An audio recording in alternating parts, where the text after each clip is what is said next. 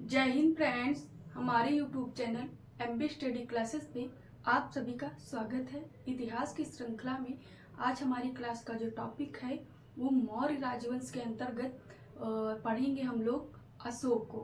मौर्य राजवंश में हम लोगों ने मौर्य राजवंश को जानने के साहित्य पुरातात्विक स्रोतों पे क्लास हो चुकी है सेपरेट, और फिर चंद्रगुप्त मौर्य पे हो चुकी है, बिंदुसार पे हो चुकी है। आज की क्लास का जो टॉपिक है मौर्य वंश का तीसरा महान शासक अशोक महान पे क्लास है। तो आज की क्लास का शासक है मौर्य वंश का जो तीसरा महान शासक है वो है अशोक। अशोक के बारे में हम लोग जानेंगे, अशोक का साम्राज्य विस्तार जानेंगे। अशोक के नामों से क्वेश्चन बनता है क्योंकि अशोक के हर साहित्य में अलग अलग नाम मिले हुए हैं। अशोक के फैमिली के बारे में जानेंगे, प्रारंभिक जीवन उसका कैसा था, और कलिंग विजय के बारे में जानेंगे।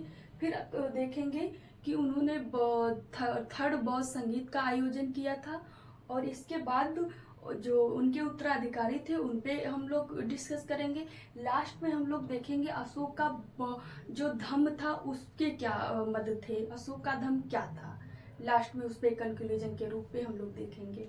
तो आइए स्टार्ट करते हैं। आज की क्लास का टॉपिक है वो है अशोक। अगर हम बात करें अशोक की, तो अशोक के शासनकाल की बात करें तो अशोक का शासनकाल जो माना जाता है वो 373 बीसी से लेकर 232 बीसी माना जाता है। अगर हम जन्म की बात करें तो जन्म की तिथि बहुत प्रमाणित नहीं मानी जाती है, लेकिन अशोक का जन्म जो माना जाता है वो 304 बीसी में माना जाता है। 304 बीसी में माना जाता है। ये इम्पॉर्टेंट नहीं है, लेकिन ये शासनकाल वाली इम्पॉर्टेंट है। 373 कहीं मिल सकता है, कहीं 372 मिल सकता है। तो अशोक का शासनकाल पीरियड जो पूरा माना जाता है वो 373 बीसी से लेके 232 बीसी माना जाता है, और अशोक का जो जन्म माना जाता है वो 304 बीसी माना जाता है। ये होगी इनके काल की बात। अब बात कर लेते हैं नाम की कि अशोक के क्या क्या नाम थे। तो नाम की बात करें तो पुराणों में जो अशोक का नाम मिलता है वो अशोक ही मिलता है। पुराण में अशोक का नाम अशोक वर्धन मिलता है। पुराणों में भी विशेषकर विष्णु पुराण में जो अशोक का नाम आता है वो अशोक वर्धन आता है। इसके अलावा अशोक का जो भब्रू और बैराट लघु शिलालेख है उसमें जो अशोक का नाम आया है वो है ये भब्रू बैराट जो अभिलेख है अशोक का, ये राजस्थान वाली एरिया में पाया जाता है, राजस्थान क्षेत्र में पाया जाता है। इसमें प्रियदर्शी नाम पाया जाता है अशोक का। इसके बाद मगध धीराज पाया जाता है, मतलब मगध का राजा पाया जाता है। सब कहीं जो नाम पाया जाता था, हर अभिलेख की शुरुआत होती थी अशोक की प्रियदर्शी से। तो यहाँ पे स्पष्ट कहा गया था अशोक को कि मगध सम्राट अशोक, मगध धीराज, मगध का सम्राट अशोक। तो यहाँ से पहचान की गई थी, अशोक की पहचान की गई थी कि अशोक जो है ना, ये जो प्रियदर्शी राजा है ये अशोक ही है जो मगध सम्राट का राजा था। तो मगध सम्राट किस में कहा गया, मगधाधिराज, तो बब्रू बैराट लघु शिलालेख में कहा गया। और इसके अलावा इस अभिलेख में बुद्ध के त्रिरत्नों की चर्चा मिलती है। बुद्धं शरणं गच्छं की जो चर्चा मिलती है वो इसी भाब्रू और बैराट लघु शिलालेख में मिलती है। इसके बाद ये है पन गुडरिया अभिलेख जो है ना, इसमें जो अशोक का नाम मिलता है वो महाराज मिलता है। अगर महाराज नाम पूछा जाए कि किस में मिलता है तो महाराज नाम जो मिलता है अशोक का वो पनगुडरिया अभिलेख में मिलता है। इसमें कहा गया अशोक का नाम जो आया है वो महाराज धीराज आया है। तो महाराज कहा जाए, महाराज नाम अशोक का किस अभिलेख में आया है तो पनगुडरिया अभिलेख में आया है। इसके अलावा कुछ अन्य अभिलेख हैं। रूपनाथ में ही भी अशोक का नाम जो पाया जाता है वो महाराज के रूप में पाया जाता है। इसके अलावा ये है गुर्जरा है, मास्की है, उदयगोलम है, नेतूर है। ये अभिलेख सबसे महत्वपूर्ण हो जाते हैं क्योंकि इस अभिलेखों में ये 4 अभिलेख हैं जिनमें अशोक का नाम अशोक मिलता है। ये महत्वपूर्ण हो जाते हैं। पूछा जाता है कि वो कौन से अभिलेख हैं जिनमें अशोक का नाम सीधे सीधे अशोक मिलता है, वो कौन से अभिलेख हैं। तो ये चारों लघु शिलालेख हैं अशोक के। ये है गुर्जरा है, मास्की है, उदयगोलम है, नेतुन है। ये अशोक के लघु शिलालेख है। इनमें अशोक का नाम जो मिलता है वो अशोक मिलता है।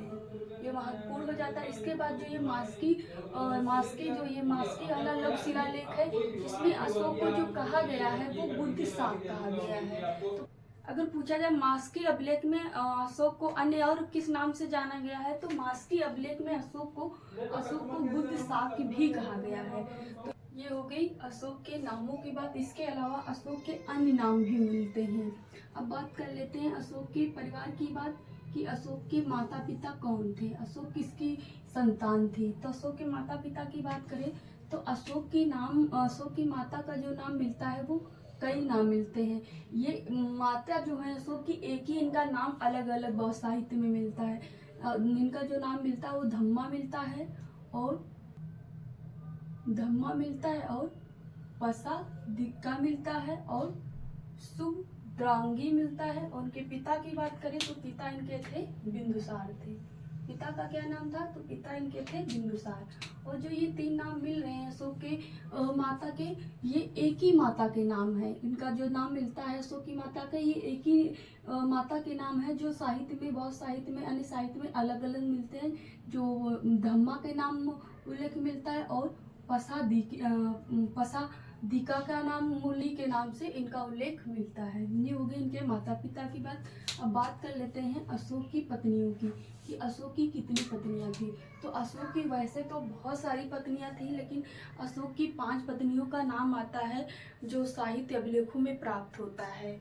तो अगर पत्नियों की बात करें तो पत्नियां हैं अशोक की असंघमित्रा है, जो इनकी पटरानी थी। पटरानी का मतलब जो मुख्य रानी होती थी उन्हें पटरानी कहा जाता था। तो अशोक की पत्नियों में जो मुख्य रानी थी उनका नाम था असंघमित्रा, जिनके पुत्र थे अशोक थे। अशोक की जो मुख्य पत्नी थी वो थी असंघमित्रा थी। जो पटरानी थी, पटरानी जो होती थी ये राजा की मुख्य रानी होती थी। इसके बाद महादेवी थी। इसके बाद जो तीसरी पत्नी थी वो तिच रक्षिता थी और पद्मावती थी। इसके अलावा कुरावती थी।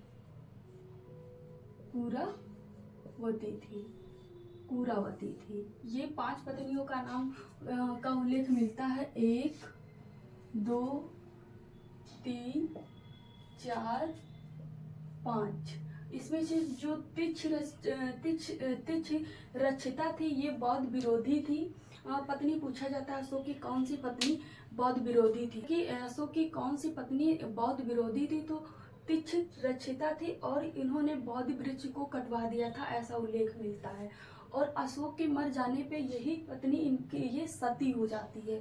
तो अशोक की पत्नी कौन सी अशोक के मर जाने पे सती हो जाती है, और कौन सी पत्नी अशोक की बौद्ध विरोधी थी। अशोक बौद्ध धर्म को बहुत मानता था और वहीं इनकी पत्नी तिच रक्षिता बौद्ध विरोधी थे। उन्होंने बौद्ध धर्म के जो बौद्ध वृक्ष था उसको कटवा दिया था और अशोक के मर जाने पे ये सती हो गई थी। तो सती हो जाने वाली जो पत्नी थी वो थी तिच रक्षिता थी। और कुरावती जो थी वो सबसे प्रिय पत्नी कही जाती है। इसका उल्लेख जो आता है ये प्रयाग लघु स्तंभ लेख में आता है। इसमें उल्लेख मिलता है कुरावती पुत्र तीवर का उल्लेख मिलता है। अशोक कहता है मेरी सबसे प्रिय पत्नी प्रयाग या रानी के नाम से जाना जाता है इलाहाबाद लघु स्तंभ लेख।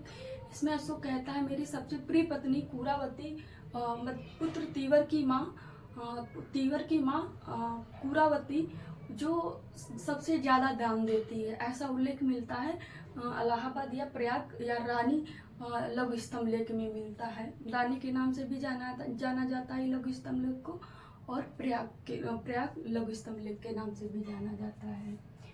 ये हो गई इसकी पत्नियों की बात। अब बात कर लेते हैं पुत्रों की बात, कि अशोक के कितने पुत्र थे, कितने बेटे थे। तो अशोक के जो बेटे थे वो थे महेंद्र जो श्रीलंका में बौद्ध धर्म के प्रचार के लिए गए थे। इसके बाद कुणाल थे, कुणाल के अलावा तीवर थे, तीवर की माँ जो थी वो कुरावती थी। जलोग थे, जलोग को देखेंगे आगे कि कश्मीर का उपराज्यपाल नियुक्त करते हैं। इसके अलावा पुत्रियों की बात करें कि अशोक की कितनी पुत्रियां थी, तो अशोक की 2 पुत्रियां थी। कौन कौन सी थी, तो पहली थी ये संघमित्रा थी और दूसरी चारुमती थी। अशोक की कितनी पुत्रियां थी? तो अशोक की 2 पुत्रियां थी, पहली संघमित्रा थी, दूसरी चारुमती थी। उसमें से संघमित्रा और महेंद्र, ये इन दोनों को अशोक ने भेजा था श्रीलंका में बौद्ध धर्म के प्रचार के लिए भेजा था। किसको भेजा था? तो पुत्री संघमित्रा को भेजा था, पुत्र महेंद्र को भेजा था।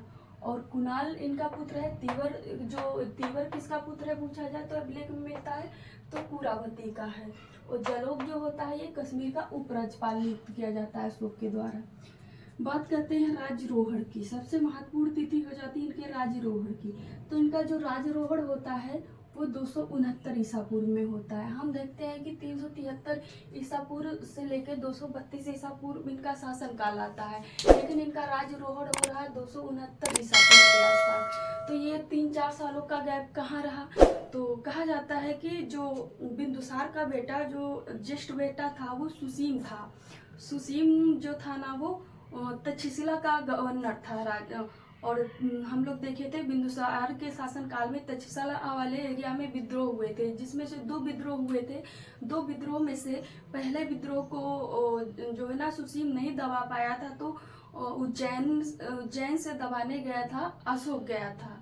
और दूसरा विद्रोह जब हुआ था तो जो उसका पुत्र था सुसीम, उन्होंने स्वयं दबा लिया था।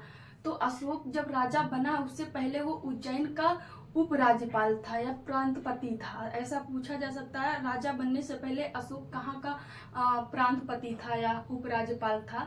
तो वो उज्जैन का था। उज्जैन एमपी के आसपास वाला एरिया जो होता है उसे उज्जैन कहा जाता है। उज्जैन जो पड़ता है वो एमपी में पड़ता है।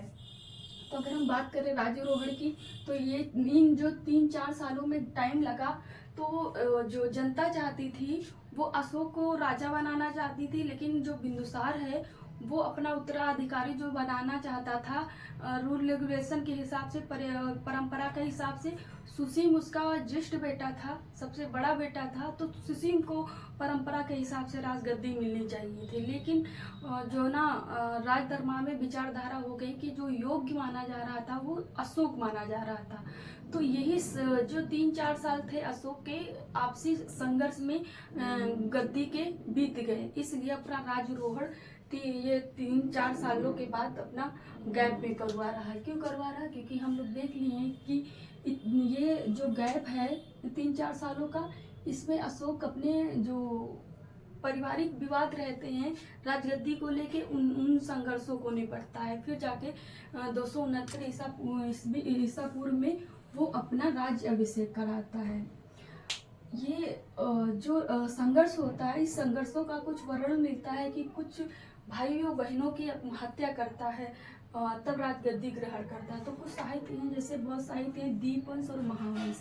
दीप और महावंश में कहा गया है अशोक ने अपने 99 भाइयों की हत्या की थी। इसके अलावा बहुत साहित्य है, लामा तारानाथ, ये हैं बहुत साहित्य दीपवंश और महावंश। दीप और महावंश में कहा गया है अशोक ने अपने 99 भाइयों की हत्या की थी। तो 99 भाई पट रानी के अलावा जो दास दासियों को भी संबंध बनाते थे राजा, उनसे संतान उत्पन्न होती थी, वो भी भाई का दर्जा देते थे। तो बिल्कुल घनिष्ठ नहीं, जो लगे लगाए होते थे वो भी भाई की कैटेगरी में आते थे। तो ऐसे भाइयों की हत्या की होगी। और लामा तारा इस बात की भी पुष्टि करते हैं बहुत साहित्य, उन्होंने 6 भाइयों की हत्या की थी। किसने की थी? तो अशोक ने 6 भाइयों की हत्या की थी। लेकिन यहाँ पे दीपवंश महावंश कह रहा है 99 भाइयों की हत्या की थी। लामा तारा कह रहा है कि लामा तारा बहुत साहित्य कह रहे हैं कि 6 भाइयों की हत्या की थी। तो निष्कर्ष रूप में कहा जा सकता है कि जो है ना कि अशोक राजगद्दी ग्रहण करने के लिए उसको अपना पारिवारिक संघर्ष करना पड़ा था। और ये देख रहे हैं कि टाइम भी बीच में 3-4 सालों का गैप मिल रहा है। तो इस बीच अपनी राजगद्दी ग्रहण करने के लिए अशोक को कहीं ना कहीं संघर्ष करना पड़ा था सुसीम और अन्य भाइयों को लेकर बिंदुसार के बाद। अब बात करें राजगद्दी ग्रहण करने के बाद सबसे पहले अशोक क्या करता है? तो सबसे पहले अशोक कश्मीर विजय करता है। कश्मीर विजय करता है। कश्मीर विजय में क्या करता है? तो ये कश्मीर विजय करके यहाँ पे श्रीनगर की स्थापना करता है। तो कश्मीर राज्य में जो श्रीनगर है वहाँ शहर की जो स्थापना है श्रीनगर की स्थापना जो करता है ये अशोक करता है। और यहाँ पे स्थापना कर कर यहाँ पे एक शिव मंदिर बनवाता है। तो इससे ज्ञात होता है, ये जो जानकारी मिलती है ये कल्हड़ की राज तरंगड़ी से मिलती है। ये याद रखिएगा, ये कल्हड़ की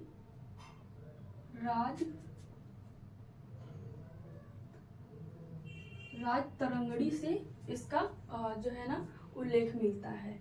यहाँ पे कश्मीर की विजय करके यहाँ पे श्रीनगर की स्थापना की और यहाँ पे एक शिव मंदिर बनवाया। और यहाँ का जो उपराज्यपाल नियुक्त किया वो जालोक को किया। किसको किया? जालोक। हम लोगों ने देखा था कि जालोक इसका पुत्र था। ये देखो यहाँ पे देखे थे, ये जालोक इसका पुत्र था।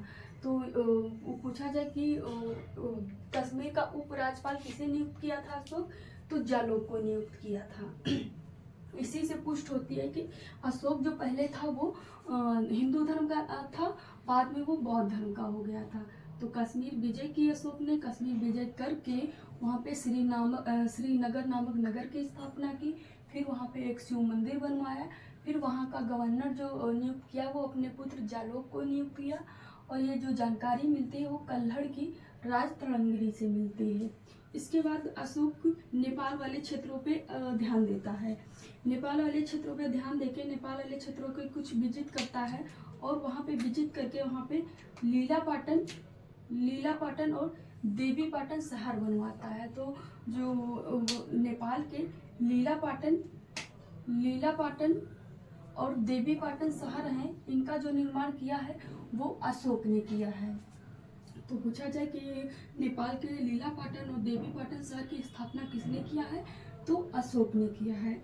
ये हो गई।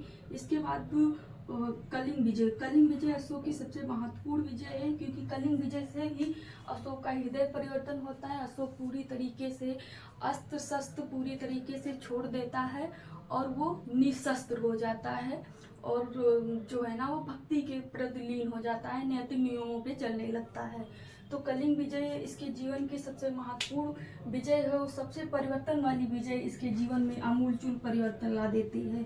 तो ये है कलिंग विजय। एक विजय हो गई, दो विजय हो गई, तीसरी विजय है कलिंग विजय। कलिंग विजय की जो जानकारी मिलती है ये अशोक के 13वें शिलालेख से मिलती है और खारवेल के हाथी गुफा अभिलेख से जानकारी मिलती है। दो स्रोत हैं जिनसे जानकारी मिलती है। और ये जो विजय करता है अशोक, वो कब करता है? ये डेट इम्पॉर्टेंट हो जाती है। तो 261 BC में करता है। कलिंग विजय अशोक कब करता है? तो 261 BC में करता है। और राजरोहण के कितने वर्ष बाद? तो ये 8 वर्ष बाद करता है। ये डेट भी इम्पॉर्टेंट हो जाती है। कहीं कहीं पे 8 वर्ष पूरे हो जाते हैं, 9वें वर्ष मिल जाता है, कहीं कहीं पे 8 वर्ष मिलता है। तो राजरोहण के 8 वर्ष बाद जो विजय करता है वो कलिंग की विजय करता है। इस कलिंग का युद्ध इतना भीषण था, इसमें इतने लोगों का नरसंहार हुआ था कि कहा जाता है कि 1 लाख लोग इसमें मारे गए थे, 1.5 लाख लोग घायल हुए थे, इससे भी अधिक लोग बेघर हो गए थे। तो ये कहा जाता है जो ना अशोक के रथ थे वो आगे नहीं बढ़ पा रहे थे, इतने लोग वहाँ पे घायल पड़े थे और इतने लोग मरे हुए पड़े थे और वहाँ पे खून की एकदम नदियाँ बह रही थी। तो ये सब चीज़ें देख के और छोटे छोटे बच्चे देख के अशोक को भाग रहे थे। वहाँ की चीखें जो अपने लोगों को देख के, मरता हुआ देख के अपने लोग जो चिल्ला रहे थे वो चीखें उसके कान में गूंज रही थी और ये चीज़ उसके अंदर बहुत बेचैनी भर दिया। तो कहा जाता है यहीं से अशोक का हृदय परिवर्तन हो गया कि मैं ऐसा कैसे इंसान हूँ जो मतलब इतना निर्दयी हो गया कि सोचो 1 लाख लोग मारे गए और 1.5 लाख लोग घायल हुए, इससे भी ज़्यादा बेघर हो गए। तो मतलब जैसे जिनके माता पिता नहीं रहे तो वो छोटे बच्चे बेघर ही तो हो जाएंगे। जानकारी की बात करें तो 13वें शिलालेख में मिलता है, 13वें शिलालेख में मिलता है, बृहद शिलालेख 13 में मिलता है और हाथी गुफा अभिलेख में मिलता है। हाथी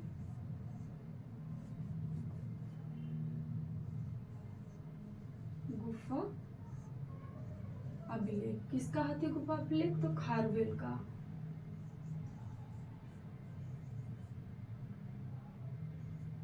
खारवेल के हाथी गुफा अभिलेख में कहा गया है कि जो कलिंग का राजा उतनी टाइम था जब वो अशोक ने आक्रमण किया, तो कलिंग का जो राजा था वो नंद राजा था। तो कलिंग पे जो शासन कर रहा था वो नंद राजा शासन कर रहा था। उसके समय पे ये अशोक आक्रमण किए थे।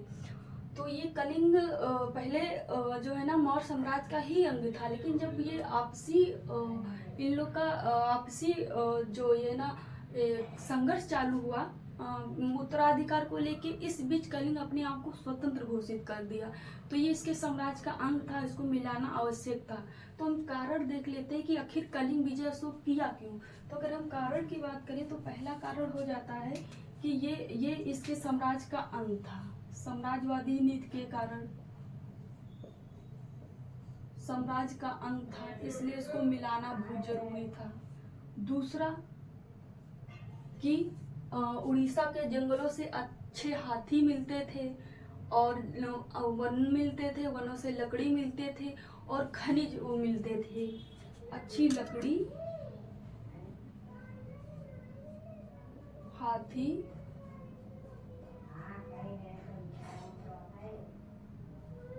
खनिज। इसके अलावा जलमार्ग और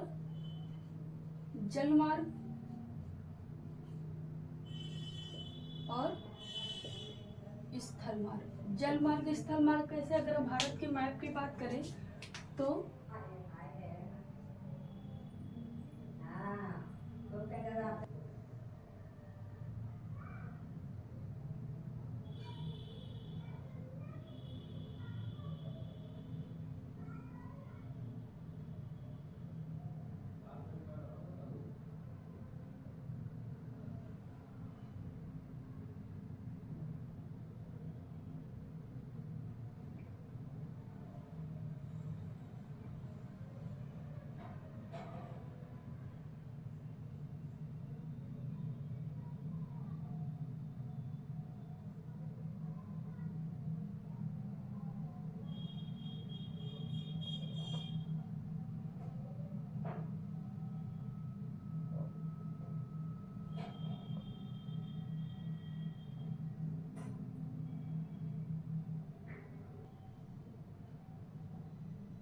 ये हो गया भारत का मैप। अगर कलिंग की बात करें तो कलिंग उड़ीसा कुछ यहाँ पड़ता है, तो अगर अशोक का साम्राज्य जो यहाँ है, यहाँ कर्नाटक से लेके यहाँ और यहाँ पश्चिम बंगाल तक था, यहाँ कश्मीर तक था, यहाँ सीरिया तक था। और ये क्षेत्र जो है ना अपने आप को स्वतंत्र घोषित कर लिया। यहाँ ताम्रलिप्ति बंदरगाह है और यहाँ से समुद्र पाया जाता है। तो स्थल मार्ग और जल मार्ग, यहाँ पे उड़ीसा के जंगलों से लकड़ी पाई जाती है। जब ये वाला क्षेत्र स्वतंत्र हो जाएगा तो अगर इस वाले क्षेत्र में अशोक को व्यापार करना होगा, आना होगा तो कठिनाई नहीं होगी। अगर इधर से फिर अगर आना होगा तो इधर से मोड़ के आना होगा तो व्यापार में ज़्यादा खर्चा होगा। तो इस व्यापारिक आर्थिक उद्देश्य से भी अशोक को जीतना जरूरी था। ऊपर से वो उसी का तो अंग था, अशोक के साम्राज्य का ही तो अंग था, तो इस वजह से भी उसको जीतना आवश्यक था। तो और इसके अलावा वहाँ से उड़ीसा वाले क्षेत्रों से अच्छी लकड़ी मिलती थी, हाथी मिलते थे, खनिज मिलते थे, वो भी मिलना बंद हो जाते। तो ये सब तीन मुख्य रीजन थे जिसके कारण ये कलिंग विजय अशोक को करनी पड़ी थी। तो ये कारण पूछ लिया जाता है कि कलिंग विजय क्यों की गई, क्या कारण थे और इसमें कितने लोग मारे गए। ये तो इतना इम्पोर्टेंट नहीं, लेकिन किस वर्ष किया गया तो 8वें वर्ष किया गया। और कितने डेट में किया गया तो 261 ईसा पूर्व में किया गया था। राजरोहड़ के ये 261 ईसा पूर्व में किया गया था और राजरोहड़ के 8वें वर्ष किया था। अशोक हर घटना को अपने राजरोहड़ से जोड़कर बताता है। ये हो गए इसके कलिंग विजय की बात। कलिंग विजय पे ही राय चौधरी अपना मत देते हैं। राय चौधरी कहते हैं अशोक के जीवन का ये पहला और आखिरी युद्ध था। और ये बात सही है। इसके बाद अशोक कोई विजय नया प्रदेश कोई भी नहीं जीतता है, नया भूखंड कोई भी नहीं जीतता। अशोक की नीति जो हो जाती है वो उदारवादी हो जाती है। यहीं तक कर्नाटक तक यहाँ से लेके कलिंग को मिलाने के बाद अशोक कोई भी चंद्रगुप्त मौर्य का जितना बड़ा साम्राज्य था, ये यहाँ सीरिया तक ये इतना बड़ा ही साम्राज्य रहता है। ये यहाँ तक ये जो साम्राज्य अखंड भारत है ये यहीं तक रहता है। ये नेपाल वाला एरिया हो जाता है, ये साम्राज्य रहता है, इसी को संभाल के अच्छे से रखता है और नैतिक नियमों का पालन करने लगता है। तो राय चौधरी कहते हैं अशोक के जीवन का ये पहला और आखिरी युद्ध था। पहला तो नहीं था क्योंकि इससे पहले कश्मीर विजय की कुछ जानकारी हमें मिलती है कल्हड़ की राजतरंगी से, लेकिन उतना इसको महत्व नहीं दिया जाता है। इसके बाद हम बात करें इसके धर्म की, तो धर्म की बात करें तो महावंश में कहा गया है प्रारंभ में जो है ना अशोक एक दिन में जो है ना महावंश जो है ना ये बौद्ध ग्रंथ है। बौद्ध ग्रंथ में कहा गया है प्रारंभ में अशोक एक दिन में 60 हजार ब्राह्मणों को खाना खिलाता था या भोजन खिलाता था। तो इसका मतलब है जो है ना अशोक प्रारंभ में वो हिंदू धर्म का था, वो एक दिन में 60 हजार ब्राह्मणों को दान में खाना खिलाता था। ये कौन कह रहे हैं? तो ये कह रहे हैं बौद्ध धर्म के साहित्य महावंश में वर्णन मिल रहा है। और इसके बाद कुछ साहित्य जो है बताते हैं, जैसे कल्हड़ की राजतरंगी में बताया जाता है कि अशोक जो थे वो शैव धर्म के अनुयायी थे, क्योंकि उन्होंने श्रीनगर की स्थापना करके वहाँ पे शिव मंदिर की स्थापना की थी। इसके बाद जो है ना ये इनका जो मुख्य धर्म है वो देखते क्या है, तो वो बौद्ध धर्म है। बौद्ध धर्म कैसे है? तो बौद्ध धर्म जो ग्रहण करते हैं अशोक वो कलिंग विजय के बाद ही करते हैं। कलिंग का जो भीषण नरसंहार होता है, इतने सारे लोगों की मृत्यु होती है, वो चीखे वो खून खराबा देख के अशोक का हृदय भूत परिवर्तन हो जाता है। तो इस चीज़ को देख के कहा जाता है छोटे छोटे बच्चे भी अशोक को देख के भागते थे, डरते थे। अशोक खाने की भी कोई चीज़ देता था तो बच्चे इतना डरते थे कि उसके पास तक नहीं जाते। जो बच्चे जान रहे थे ये क्या है, कोई हो, कैसे है, वो बच्चे भी, अनजान बच्चे भी अशोक से डरते थे। जानवर तक अशोक से डरते थे। इतना मतलब अशोक को भयभीत होते थे लोग, डरते थे। तो कहा जाता है एक दिन सुसीम का जो पुत्र था वो एक तो प्रभावित हुए कि वो कलिंग युद्ध से ही वो निश्चय कर लिए कि आज के बाद मैं युद्ध शस्त्र रख देता हूँ, आज के बाद कोई नए क्षेत्र की विजय नहीं करूँगी, कोई नरसंहार नहीं करूँगी। उससे ये बौद्ध धर्म की प्रति इनका झुकाव हो जाता है। और बौद्ध धर्म झुकाव के कारण क्यों होता है? इनमें 3 लोगों की भूमिका है। 3 लोगों की भूमिका है, वो कौन कौन से हैं? तो वो हैं बौद्ध धर्म में झुकाव के 3 लोग की भूमिका जो है, 3 लोग प्रभावित होते हैं। 3 लोग की इसमें भूमिका है। पहले है निग्रोध जो है ना ये सुसीम के बेटे हैं। सुसीम कौन थे? तो ये अशोक के बड़े भाई थे। सुसीम का बेटा था सुसीम जो तक्षशिला का उपराज्यपाल था, ये सुसीम का बेटा था निग्रोध। कहा जाता है निग्रोध ये अशोक अपने एक दिन महल के छत पे खड़ा था और जो सुसीम का बेटा निग्रोध था ये भिक्षा लेने के लिए गया था दरबार में। तो वो इतना मगन खुश था, इसकी खुशी और मगनता को देख के अशोक इतना प्रभावित हुआ बौद्ध धर्म के प्रति, तो उसके अंदर आस्था जगी वो बौद्ध धर्म ग्रहण करने की। तो अगर पूछा जाए बौद्ध धर्म की आस्था किसके द्वारा जगी, तो ये सुसीम का जो पुत्र था निग्रोध, इससे अशोक के अंदर आस्था जगी कि बौद्ध धर्म ग्रहण करना चाहिए। इसके बाद जो बौद्ध धर्म में दीक्षा दी, पूछा जाए किसने दीक्षा दिया, तो दीक्षा जो दी वो बौद्ध धर्म में उपगुप्त ने दी। जैसे कि इनका मन किया कि उस बच्चे को देखे, किसी चीज़ को मैंने देखा कोई मोबाइल यूज कर रहा है तो देखे ये मोबाइल अच्छा है, तो मेरे अंदर इच्छा जगी कि मैं ये मोबाइल लूँगी। तो वो उस देखने वाले जो होगा वो हम कहलाएगा कि हम आस्था जगाया। हम जाके उस मोबाइल को ले आएंगे, जिस शौक से जो मोबाइल लाके हमें दे देगा वो हमें देने वाला कहलाएगा। तो वैसे ही जो आस्था जगाए थे वो निग्रोध जगाए थे आस्था, और जो दीक्षा दिलाई थी अशोक को वो थे बौद्ध धर्म में दीक्षित करने वाले उपगुप्त थे। ये उपगुप्त और निग्रोध, याद रखिएगा कन्फ्यूजन। निग्रोध ने आस्था जगाई थी, ये छोटा बच्चा था, और उपगुप्त ने इन्हें दीक्षा दी थी। जैसे कि कोई टीचर है तो किसी ने बताया कि वो टीचर बहुत अच्छा पढ़ाता है, तो उस टीचर के बारे में बहुत सुने हैं, तो किसी ने बताया, तुम्हारे अंदर आस्था जगाई कि वो टीचर बहुत अच्छा है, तुमने सुना तो तुम्हारे अंदर मन होगा कि मैं उस टीचर से एक बार पढ़ूं।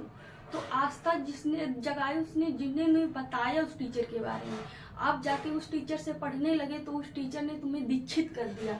तो दीक्षित करने वाला यहाँ उपगुप्त हो गया, तो निग्रोध यहाँ पे जो टीचर के बारे में बता रहा था वो हो गया। इसके अलावा जब इतना बौद्ध धर्म में पूरी तरीके से विलीन हो जाता है अशोक, तो तृतीय बौद्ध संगीत का आयोजन करता है। कहाँ करता है? तो ये पाटलिपुत्र में करता है। पाटलिपुत्र में अपने करता है, और किसकी अध्यक्षता में करता है? तो ये मोगलीपुत्र तीसरी की अध्यक्षता में बौद्ध धर्म ग्रहण करने के कारण बौद्ध संगीत का आयोजन करता है। और इन तीनों का प्रभाव रहता है, और इसी कारण ये बौद्ध धर्म ग्रहण करते हैं। और मोगलीपुत्र तीसरी की अध्यक्षता में ही तृतीय बौद्ध संगीत का आयोजन करते हैं। और कहा जाता है इसी बौद्ध संगीत के आयोजन के बाद शायद जो बौद्ध धर्म था वो हीनयान और महायान शाखा में बट गया था, कि कनिष्क के समय पे बटा था। ये कन्फ्यूजन है थोड़ी सी। तो यहाँ पे 3 लोगों के प्रभाव के कारण अशोक ने बौद्ध धर्म ग्रहण किया था। इसके बाद एक विद्वान है लामा तारानाथ, इनके विचार देख लेते हैं। लामा तारानाथ का जो विचार है साम्राज्यवादी को लेके है। इनका कहना है अशोक और बिंदुसार के जो घोड़े थे साम्राज्य के, वो 2 समुद्रों का पानी पीते थे। यहाँ पे हम देखें, अभी जब कलिंग भी मिला लिया तो इधर कई बंगाल खाड़ी और अरब सागर खाड़ी, दोनों खाड़ी यहाँ पे मौर्य साम्राज्य को टच कर रही हैं। तो उनके घोड़े जाहिर सी बात है पानी पिएंगे। तो ये कहावत है, मतलब जब उनके घोड़े रहेंगे, जब हमारा क्षेत्र रहेगा तो हमारे लोग, हमारे घोड़े कहीं से भी पानी पिए, दोनों सागर से पी सकते हैं। तो ये कहावत है कि मतलब ये दोनों तट पे मौर्य साम्राज्य का अधिकार था। तो ये लामा तारानाथ महोदय का कथन है कि अशोक और बिंदुसार के घोड़े दोनों समुद्र का पानी पीते हैं। तो यहाँ 2 समुद्रों का मतलब है कि अरब सागर और बंगाल की खाड़ी, दोनों तटों पे अधिकार था मौर्य साम्राज्य का।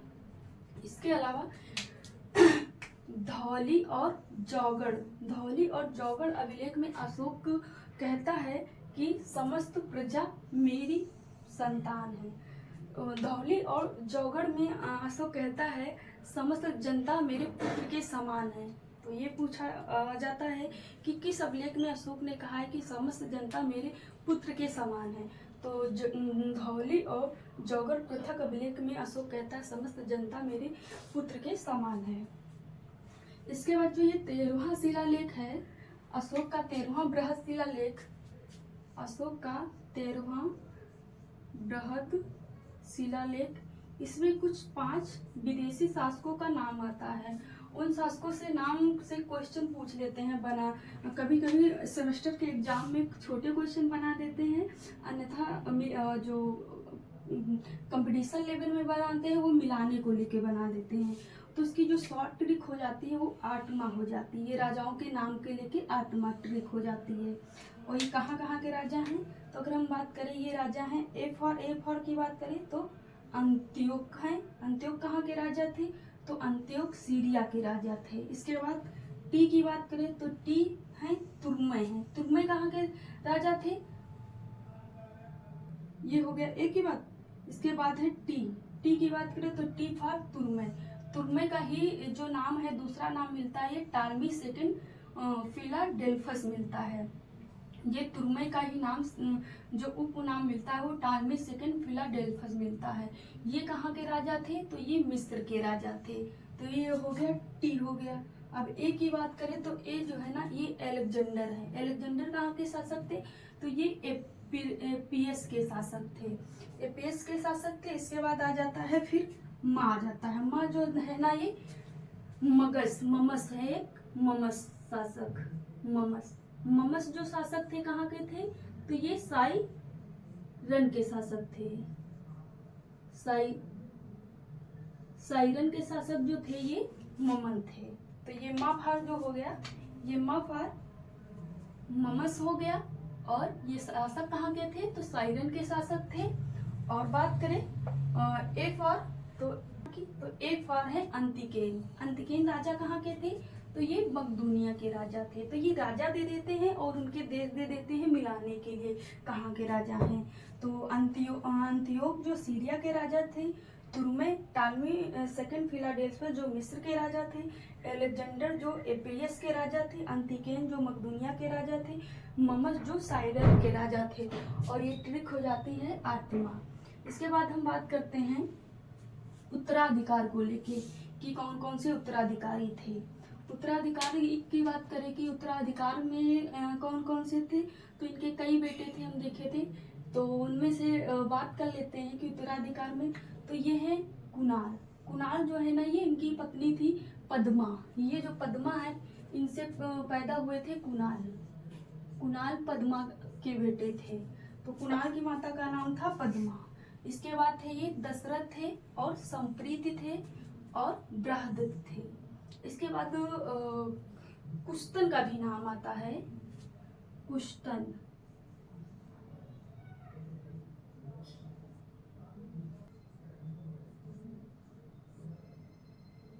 कुस्तन नाम जो आता है उत्तराधिकार में, वो तिब्बती ग्रंथों में आता है। तिब्बती ग्रंथों में कहा गया है कुस्तन को अशोक जो है ना अपना उत्तराधिकारी नियुक्त कर गया था। तो केवल ये तिब्बतों ग्रंथों में कहा गया, तिब्बती जो ग्रंथ है उनमें कहा गया अशोक जो है ना अपना उत्तराधिकारी कुस्तन को नियुक्त कर गया था।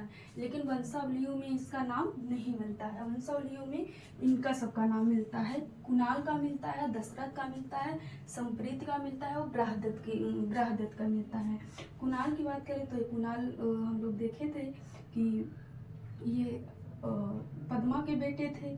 इसके बाद जालोक को देखे थे कि ये उपराज्यपाल थे वहाँ के, तो इनका पढ़ ही लिए हैं।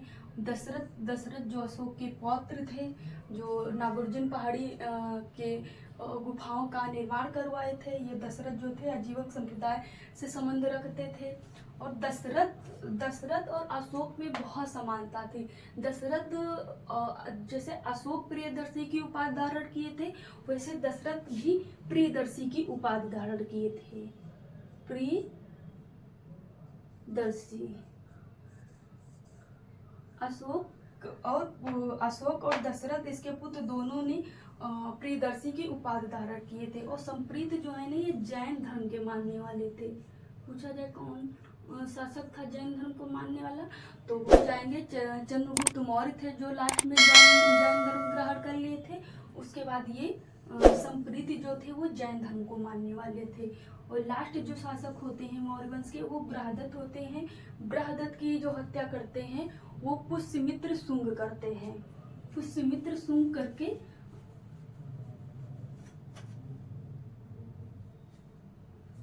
बृहदत्त की हत्या जो करते हैं वो पुष्यमित्र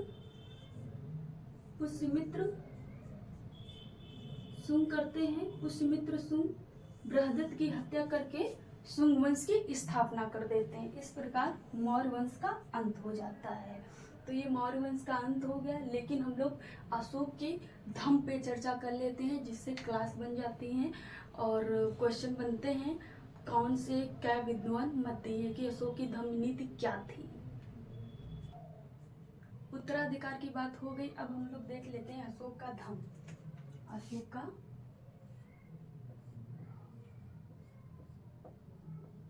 अशोक का धम्म। अशोक का जो धम्म है, इस पे अलग अलग विद्वान क्या क्या विचार दिए हैं। रियल में अशोक का धम्म क्या था, उसके क्या विचार थे, उसके धम्म में क्या क्या कर्तव्य होते थे, क्या क्या काम होते थे। तो अशोक स्वयं क्वेश्चन करता है अपने द्वितीय स्तंभलेख में। अपने अशोक स्वयं द्वितीय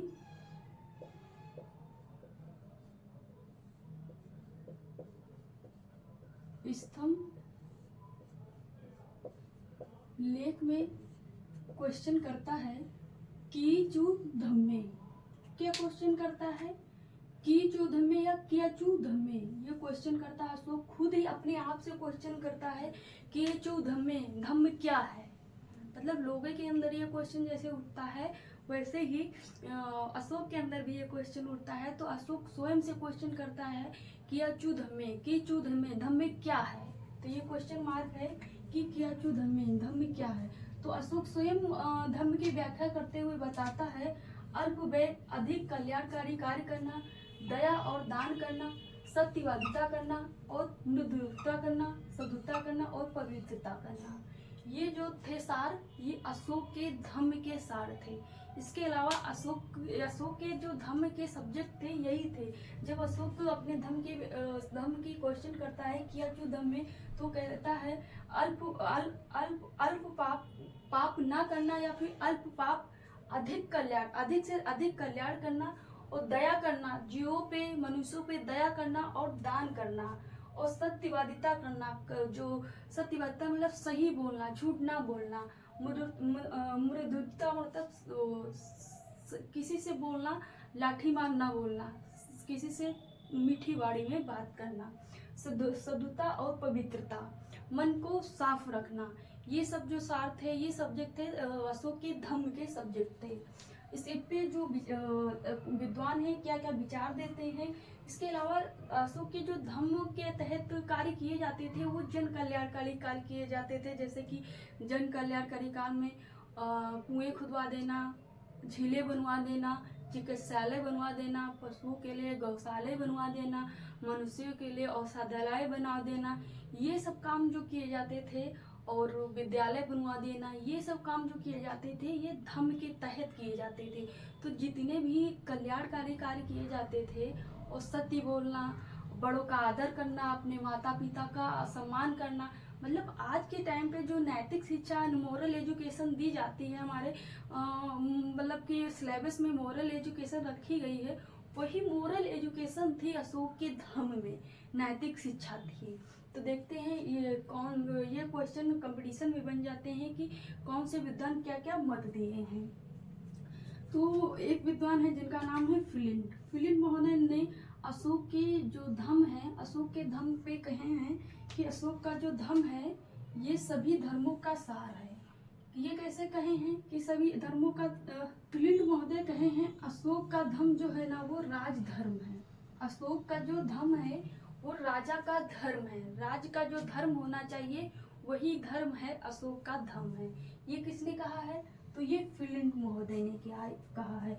ये इतिहासकारों का मत है। जो जैसे कि हम 11वें शिलालेख की बात करें तो 11वें शिलालेख में भी बृहद शिलालेख में अशोक अपने धर्म की व्याख्या करता है, और द्वितीय शिलालेख में स्वयं क्वेश्चन करता है और उत्तर स्वयं देता है। इसके बाद ये है इतिहासकार राज मुकुंद मुखर्जी कहते हैं अशोक का जो ये धम्म है, ये अशोक का धम्म सभी धर्मों का सार है। ये कैसे कि सभी धर्मों का सार है, क्योंकि जितने भी धर्म हैं, हिंदू, मुस्लिम, सिख, ईसाई, सभी धर्म अच्छे कार्य करने को ही कहते हैं, बुरे कार्य करने को नहीं कहते हैं। लेकिन हम लोग नहीं मानते हैं तो कुछ बुरे काम करते हैं, अनैतिक काम कर देते हैं। लेकिन जितने भी धर्म की ग्रंथें उठाएंगे, सभी धर्मों में अच्छे काम करने को ही महत्व दिया गया है। तो सभी धर्मों की जो सार है वो अशोक के धम्म को कहा है। किसने कहा है? तो ये जो इतिहासकार हैं ये राज मुकुंद मुखर्जी महोदय ने कहा है। क्या कहा है? अशोक का जो धम्म है ये सभी धर्मों का सार है।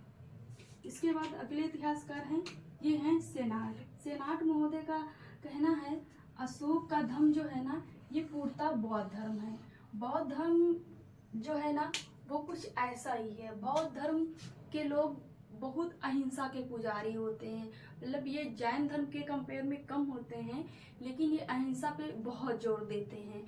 तो ये सेनाट महोदय का कहना है जो अशोक का धम्म है ये पूर्णतः धम्म बौद्ध धर्म का ही रूप है। ये किसका मानना है?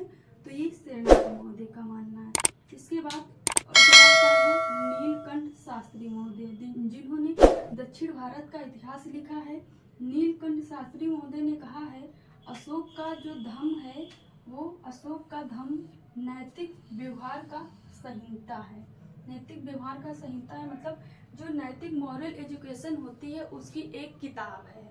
तो ये बात भी सही है। अशोक के धम्म में जितनी बातें की गई हैं वो नैतिक बातें की गई हैं। अशोक कलिंग युद्ध के बाद जितने भी काम करता है वो नैतिक काम ही करता है, वो अनैतिक रास्ता छोड़ देता है।